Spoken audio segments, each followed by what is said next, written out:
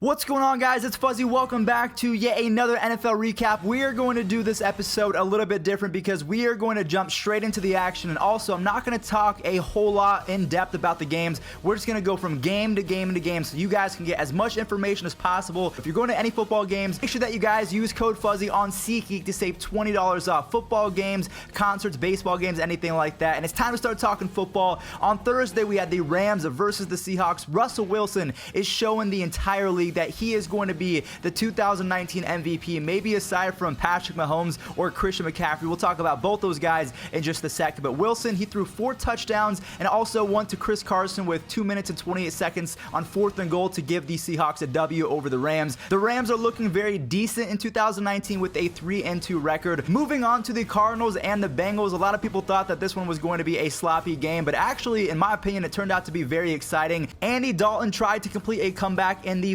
4th quarter. He had 14 points, but the Cardinals, they were able to nudge him out just a little bit. Kyler Murray had 93 rushing yards as well as a touchdown in this game, so he is going to be the difference. I still think that he would have been a really good baseball player, but let's face it, he's a pretty good QB as well. Josh Allen and the Buffalo Bills were facing off against the Tennessee Titans, and the Titans are one of the weirdest teams in football because one week they look amazing, and then the next week they look like one of the worst teams in football. The Bills, they get the record of 4-1 as Josh Allen went 23 of 32 for 219 yards and 2 touchdowns. So a lot of people are saying that they don't believe in Josh Allen just yet. The fact that the Bills have an elite defense, probably a top 5, maybe top 3 defense in all the National Football League, combined with Josh Allen and their running game, I think the Bills, they're going to be a tough outing for any team no matter what. If you're a Bears fan, I'm not really too sure what you make of this game because they do fall to 3-2 after losing to the Oakland Raiders. Chase Daniel, the backup to Mitchell Trubisky, he went 22 of 30 with 231 yards and 2 touchdowns, so that's not bad. But Josh Jacobs, he goes for $123 with 2 touchdowns from the ground, so I think that the Raiders,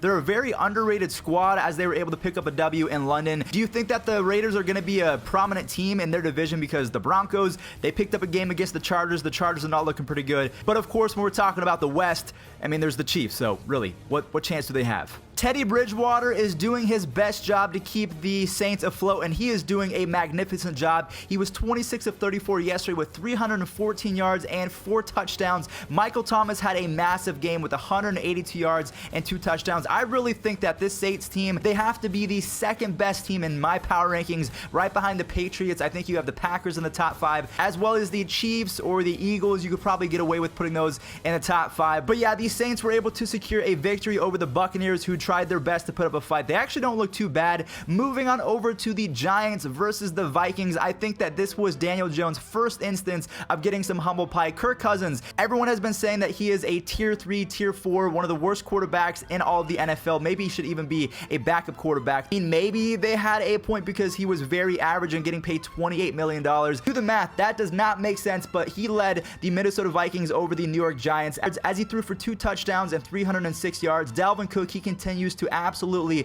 destroy the ground game, and I think that the Vikings, if they can get performances like this from Kirk Cousins as well as Cook and their defense, it's going to be hard to stop them. The Philadelphia Eagles feasted on the New York Jets. Now, good news for all you Jets fans before we talk about the game is Sam Darnold is officially back. He will be starting in week 6, but the Eagles, they combined for 10 sacks and 2 touchdowns from the defensive side. I know that Carson Wentz had 189 yards and 1 touchdown. Also, Jordan Howard chipped in with a touchdown of his own, as well as Zach Ertz. But if you're going to get 10 sacks and 2 defensive touchdowns, you could be playing the Patriots or the Chiefs. I don't care who it is, you're probably going to win that game 10 times out of 10. Just 1 week after looking pretty abysmal against the Cleveland Browns, the Ravens defeated the Pittsburgh Steelers by a score of 26-23. Lamar Jackson, he threw for 161 yards and also chipped in 70 yards with his legs. One thing that bums me out is Juju Smith-Schuster is one of my favorite players in the league, but he's had some fumbling problems, and again, it shows up in this game. So that really sucks for fans of Juju Smith-Schuster as well as the Pittsburgh Steelers. But one fan base that pretty much never has to worry about their squad is the fans of the New England Patriots. They win 33-7 over the Redskins, who are probably the most dysfunctional team in the league right now. They just fired Jay Gruden. Their owner is making ignorant comments. I mean, Brady, 348 for 3 touchdowns. I mean, what more do you want? If we're talking about MVP candidates so far this year, I think the top 3 have to go to Patrick Mahomes. We have Russell Wilson, and then this guy, Christian McCaffrey. He had 19 carries for 176 yards. He has 2 touchdowns. This guy had 3 combined total touchdowns, including this one right here. McCaffrey Great play design by North Turner. If we take a look at the all-22 later, you see he spreads them out. You don't have to block everybody. You just have to remove them.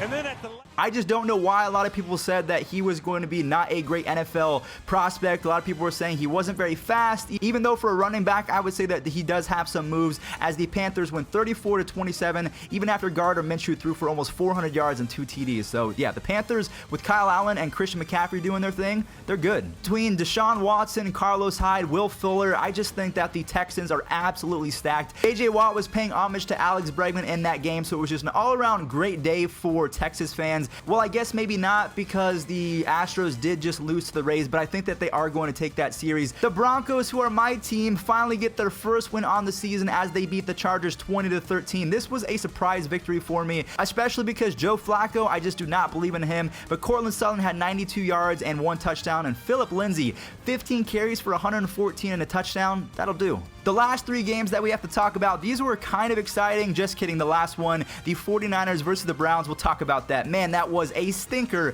if you are a Browns fan. The Packers, they were able to beat up on the Cowboys 34-24. Dak Prescott, I think, had a career-high 463 yards. Aaron Jones, though, he was an absolute monster, and he has been a monster this entire year. He has 4 touchdowns on the ground. I think that Aaron Rodgers, he's finally feeling the pressures off his shoulders with Jones doing his thing, and then the defense holding the Cowboys to 24 points. The Colts, what? They beat the Chiefs 19-13 as Patrick Mahomes kind of stuns himself, going 22 of 39. Not the best game for him. He does have 321 yards and a touchdown. I think that Justin Houston was really motivated to play at the top of his game because he was let go by the Chiefs. They did not want to give him the money. So the Colts, they do pick up their 3rd win on the season. And then again, last but not least, Jimmy G, Matt Breida, and the 49ers absolutely dismantled what's left of the Cleveland Browns. And after the game, Richard Sherman said that Baker Mayfield brushed him off when they were shaking hands before the game, but it just got leaked that was not the case. I would say that Richard Sherman brushed Baker Mayfield off. But that's going to do it for today's NFL recap. If you guys enjoyed this style of NFL recap where there was less fluff and we talked more about the games,